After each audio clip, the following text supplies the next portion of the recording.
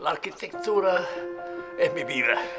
En mi casa tenía una habitación y una mesa enorme donde había construido una ciudad. A mí no me gusta decir que somos los más viejos, pero de alguna manera me siento sumamente orgulloso de eso, ¿no? Nosotros en la escuelita hicimos una tarea muy importante que fue empezar a estudiar la arquitectura argentina como no se había estudiado antes. Yo estaba con Vladimir y con el racionalismo.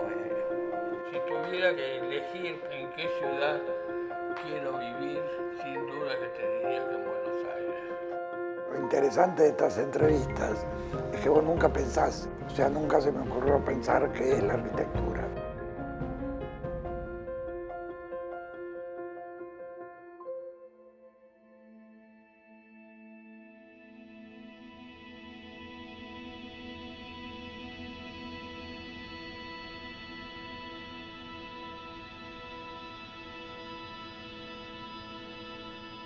Yo estuve trabajando durante 2 años y medio en el Perú para la UNESCO, organizando los cursos de preservación de patrimonio para UNESCO y Naciones Unidas. Y allí entendí muy claramente, viví en el Cusco, entendí muy claramente lo que significaba la vinculación del hombre con su paisaje, del hombre con sus comunidades, del sentido de pertenencia al sitio, al lugar y al grupo étnico, familiar, etc. Uno podía encontrar una iglesia del siglo XVII y el que le explicaba a la iglesia le decía, esta la hicimos nosotros, porque el nosotros para ellos eran sus antepasados del siglo XVII y todos los que lo seguían hasta él. Es decir, el nosotros era la pertenencia de una historia, de un modo de vida, de una forma de relación, y el actuar sobre ello era natural porque era nuestro, porque era propio, porque era aquello que en definitiva marcaba esa idea. No había esta forma de vinculación que nosotros tenemos, donde la responsabilidad sobre el contexto urbano era de todos. Es decir, para nosotros los espacios de todos suelen ser espacios de nadie, los lugares donde tiramos la basura, los lugares que nadie cuida, los lugares, en cambio para ellos era el sitio que les pertenecía y les seguía perteneciendo a todos. Y entonces muchas de esas cosas vinculan, digamos, nuestra forma de relación y lo vinculan a la forma de aprendizaje. Trabajamos mucho en la parte histórica, en la parte de reconocimiento de los poblados, en el descubrimiento de muchas cosas. Recientemente hemos sacado hace 2 años y fue publicado en el Perú un libro sobre los pueblos de indios de la región del Cusco, trabajando sobre un universo de cerca de 200 pueblos, y que, bueno, tardamos 38 años en hacer el libro porque nuestra realidad americana tiene esos vaivenes.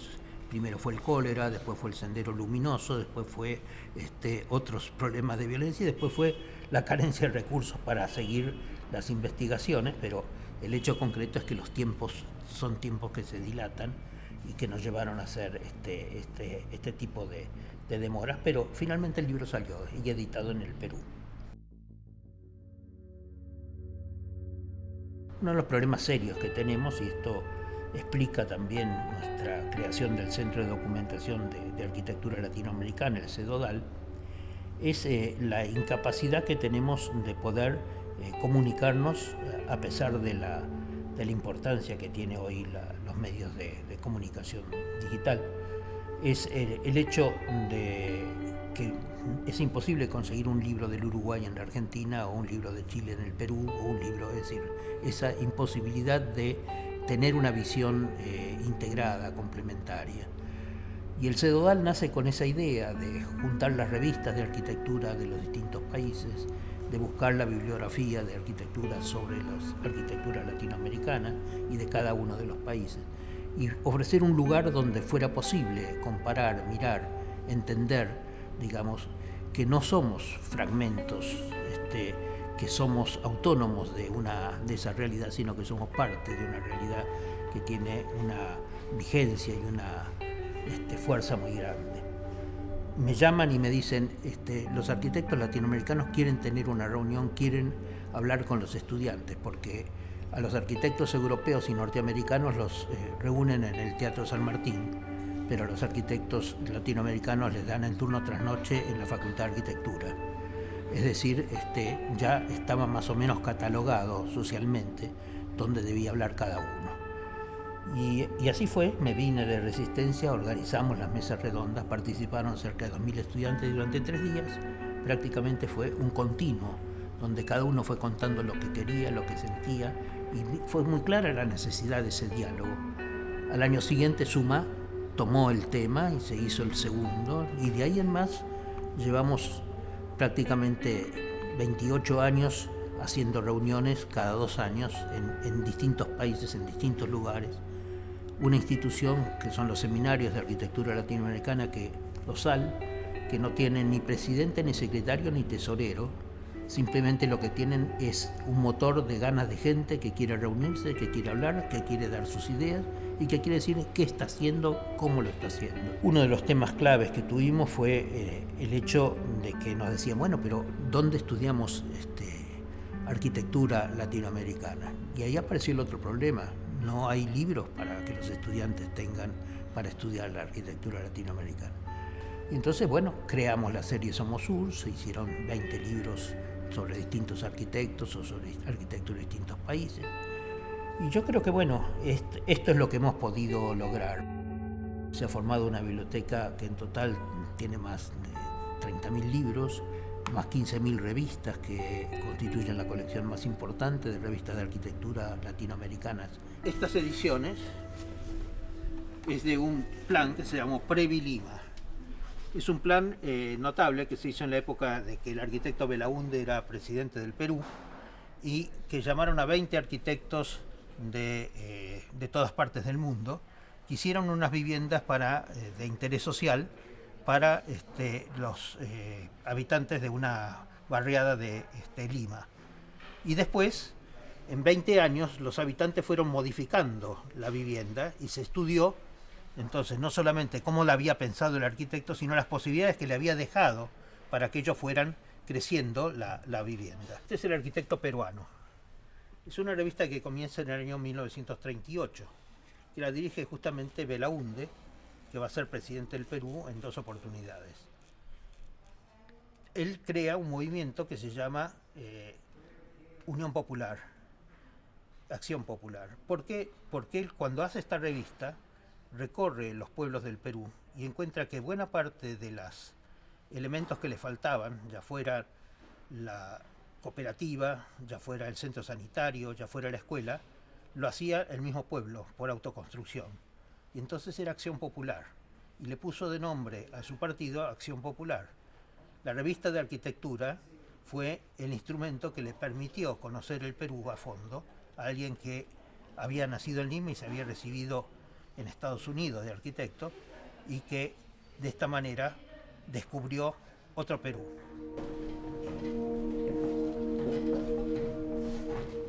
Uno de los temas más importantes fue en el diálogo con los bibliotecarios de las universidades europeas y norteamericanas, era la dificultad que ellos tenían de que los latinoamericanos fuéramos capaces de hacer colecciones de libros. Es decir, dice que habitualmente se comprometían las revistas a producir un número por mes y producían 1, 2 o 3 al año. No había continuidad, cambiaban el formato, cambiaban el nombre de la revista. Es decir, prácticamente este era uno de los elementos decepcionantes por los cuales la falta de sistematización era grave. Entonces me propuse hacer una serie que se llama la Serie Blanca, donde utilizando el mismo formato llegaríamos, o me propuse llegar a 50 libros, estamos en 43, no nos ha ido tan mal. Siempre libros que se hacen sobre temas de investigación, con archivos que nos aportan las familias o que nos aportan instituciones, con documentación fotográfica que nos dan distintos acervos, con cosas que hemos ido comprando también de material de interés. Y en esta manera, bueno, hemos llegado a este tipo de ediciones y hoy estamos sacando libros, como hemos hecho en Perú o en Colombia o en Uruguay, con el mismo formato, con la misma estructura, formando parte ya de la colección. Nuestra ley de patrimonio es de los años 40, y es una ley que en definitiva piensa sobre dos ejes que no existen. Uno es el eje del monumento, es decir, de la obra objeto singular. Lo segundo es el monumento histórico, es decir, vinculado a un hecho histórico. Este es un primer problema que hoy está muy claramente definido. Cuando hablamos del patrimonio inmaterial, nos encontramos que buena parte de aquellas cosas que están declaradas monumentos no son por el valor arquitectónico que tienen en sí, sino por el hecho cultural o social que sucedió en el mismo. Con lo cual, la forma de valorización no tendría que ver tanto con la obra de arquitectura, sino que tendría que ver con la fuerza o desaparición de aquel elemento simbólico, histórico, cultural que le dio origen a la declaratoria. Este ya en sí mismo es un problema. La visión, además del monumento, es una visión aislada, es una visión no urbana, es una visión que no tiene, digamos, hasta prácticamente la segunda mitad del siglo XX, la noción del conjunto, la noción del paisaje urbano, la noción de lo que constituye de alguna manera una estructura, un escenario, una escenografía propia de la vida urbana. Por lo tanto, la obra sigue siendo considerada como una obra importante, pero no tutelada en lo que significa en su conjunto, en su contexto. Con lo cual, muchas obras importantes han sido desvirtuadas por obras de gran altura colocadas al lado, obras de muy baja calidad realizadas al costado. Entonces, en definitiva, hay una agresión a lo urbano que se manifiesta. Yo no estoy de acuerdo con pensar que todo lo que es anterior a 1941 es patrimonio. Creo que cada uno de los sitios, cada uno de los lugares debe verse, y lo que no es patrimonio debe, por supuesto, poder cambiarse, con una única condición, que lo que se haga sea mejor que lo que existe. En algún momento pensamos que había que declarar Buenos Aires Patrimonio de la Humanidad. Yo trabajaba en eso. Y pensamos que había que hacerlo sobre los barrios. Justamente no pusimos Puerto Madero, porque todas las personas que hablaban de patrimonio de cualquier lugar que vinieron como asesores nos dijeron: Puerto Madero es igual que cualquier cosa que se construye en cualquier otro lado. Es decir, ustedes están permitiendo hacer aquí lo que se hace en un crecimiento urbano de cualquier otra parte. Nos golpearon en la idea de que la zona que poníamos era muy extensa, porque poníamos parte de Belgrano, porque poníamos parte de La Boca, porque poníamos... Sí, pero justamente cada uno de esos lugares tenía un sentido, porque la lectura que nosotros hacemos de la ciudad no es la lectura meramente arquitectónica, es la lectura de la vida urbana. Lo que interesa en Buenos Aires es aquello que es la vida de la ciudad, los puntos de encuentro, los puntos de relación, los mitos de la ciudad. La cantidad de gente que viene a ver Corrientes 348 que no existe, pero que es parte, digamos, de los mitos, o va a recorrer en los caminos de Sábato, o el Parque Lezama, o por recorrer otros lugares que de alguna manera marcan esa vida de la literatura, de la relación que Buenos Aires tiene con otros espacios y con otras cosas que no tienen que ver exactamente con la arquitectura. Y eso es lo que es una ciudad. La ciudad no es una suma de monumentos. La ciudad no es tampoco solamente una integración de edificios. La ciudad son los espacios, son la vida de la ciudad, los puntos de relación. Los cafés, los lugares de la música, los lugares del teatro, los lugares que caracterizan a Buenos Aires y que son propios de Buenos Aires. Entonces, esa era la mirada. ¿Qué hizo la UNESCO? La UNESCO, ante la presentación, nos dijo, bueno, pero con este criterio que ustedes tienen vamos a tener que declarar luego también Montevideo, Río de Janeiro, San Pablo, otras ciudades. Y sí, si tienen valores para ser declaradas, sí, hay que declararlas. Bueno, pero ¿quién cuida eso? Cada ciudad tiene que ocuparse de cuidar a sí misma, no es la UNESCO Papá Noel que va a resolver absolutamente nada. Es decir, cada ciudad es la que tiene que resolver cómo cuida sus cosas y cómo defiende sus cosas. Entonces, Buenos Aires hay que mirarla de otra forma. Yo creo que el patrimonio hay que mirarlo de otra forma. Creo que hay un patrimonio que nosotros no lo entendemos y que hay que mirarlo en conjunto. Creo que hay que mirarlo con una característica. Y hay que trabajar cada uno de los predios. Esa es la tarea que debió hacerse en el mismo momento que se sacó una ley de protección, porque porque se estaba demoliendo como están demoliendo, como siguen demoliendo, ¿no es cierto?, sin necesidad de hacer cosas mejores que las que había. Y este es el problema fundamental que Buenos Aires tiene, es decir, la no exigencia. Este plano es muy interesante porque es el plano que realiza el arquitecto Bouvard, que es el encargado del urbanismo de París.